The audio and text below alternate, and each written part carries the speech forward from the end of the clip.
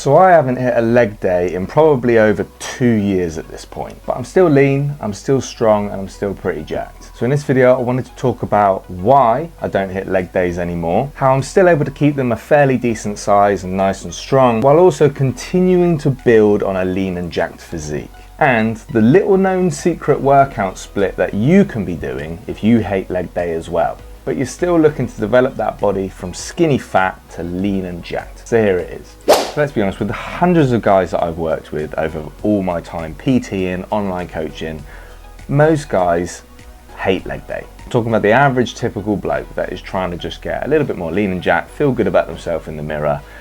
They don't like training legs that much, to be honest with you. So if you're watching this and nodding along saying, nah, me neither.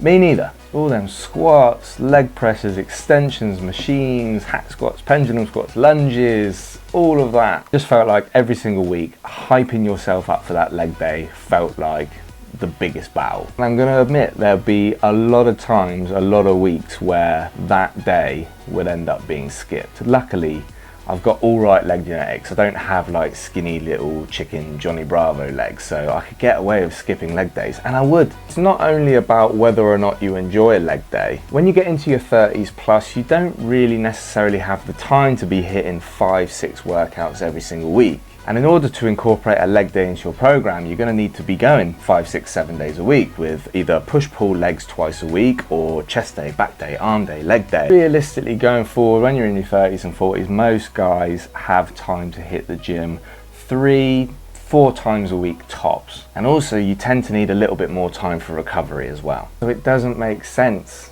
to be on a 5, 6 or 7 day split.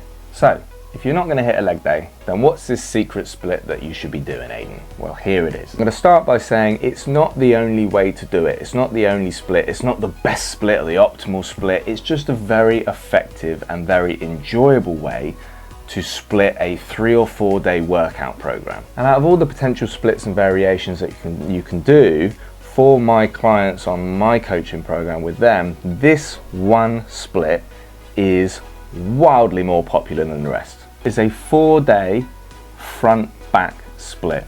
In your program, you've got 2 front push sessions and 2 back pull sessions. You can call it front back, you can call it push pull, but it is full body push, full body pull. So on your push day, you're going to be hitting your quads, your chest, your shoulders, and your triceps. On a pull day, you're going to be hitting your hammies, your glutes, all your back muscles, rear delts, and your biceps. Chances are you may have heard of like a push-pull leg split, where you do upper body push, chest, shoulders, and triceps, upper body pull, which is like back and biceps, and then you would do legs. So you'd rotate through that. So the difference between that and this is that you merge your leg day into the push and pull. So it turns into a full body push and a full body pull. That way, each workout, you only need to do 1, maybe 2 at maximum leg exercises each workout. So for guys who hate doing leg day, yes, you still have to do leg exercises. Unfortunately, I can't magic leg exercises out of a program and your legs can still be big and strong. You still have to train legs, but you only got to do like 1 squat movement before you can move on to something that's a lot more enjoyable for yourself. Day 1 push or day 1 front would involve like a squat movement, hack squat, Smith squat, whatever kind of squat you want to do, and then you go straight onto your chest press and then an incline or a shoulder press, and then your raises and your tricep extensions. A pull day, you might hit your Romanian deadlifts to hit your hamstrings, your glutes, your lower back, and then you can move on to your lats, your traps, your biceps, all those things that you're more motivated to do. So you're going to have more exercises of things that you probably enjoy more, and you only need to do 1 big squat movement, 1 big deadlift or hinge movement. And on the second push and pull days, you've got things like leg extensions or a split squat and then a leg curl.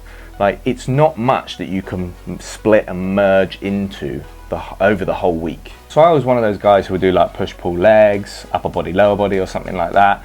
And as soon as I changed it to this front back split, I'd stop skipping days. That 5-day split, 5-day program that I set for myself, or even 6 on, like back in the day, a few years ago, I tried to do 6 days a week. There'll be loads of weeks where I wouldn't hit that 5 or I wouldn't hit that 6 days a week. I'd only hit 4. Whereas with this program, this split, not only do you only have to hit the gym 4 days a week, which is much more realistic, The way it is designed and the way it is split up means that all you need to do is just alternate between front and back sessions, between push and pull. And that can actually merge into the following week because it will stay balanced over the long term, over like the period of a month or 2 months, etc. If you have a week where you only hit the gym 3 times, let's say, and you do push, pull, push, then the following week, all you've got to do is start on pull.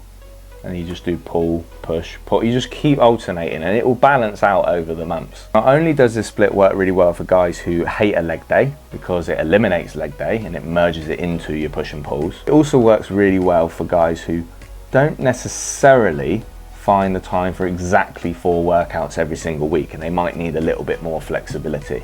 This would work really well like on a really bad week where you only make it to the gym twice, for example. You still get a push and pull in. 3 days you would just keep alternating so it'll balance out over the month, and if you do all 4 days and you do all 4 days. So it works really well whether you've hit the gym 2, 3 or 4 days a week, because over the months, over 2, 3, 4, 5, 6 months, you're doing just as many push workouts as you're doing pull workouts. So everything hits equally, everything hits balanced. I hope this makes sense. If you want a free program using this very same split, something for you to download and follow along in the gym, I have exactly that. I'll put it in the description below. It is my free 2-set shred coaching program and it includes a 4-day push-pull split. It gives you all the tracking resources so you can follow along, learn how to progress through the weeks, increasing your weight and reps, giving you step-by-step instructions on that, knowing how to track your weights and reps. You've got a little tracking sheet as well as covering the whole nutrition and lifestyle things as well, just put together in a really effective 4-week kickstart program for you. If you want to get your hands on that, it's completely free. Links in the description below. Other than that, if you've got any questions, feel free to comment below, like, subscribe to the channel, more decent stuff coming out every single week, and I'll chat to you later.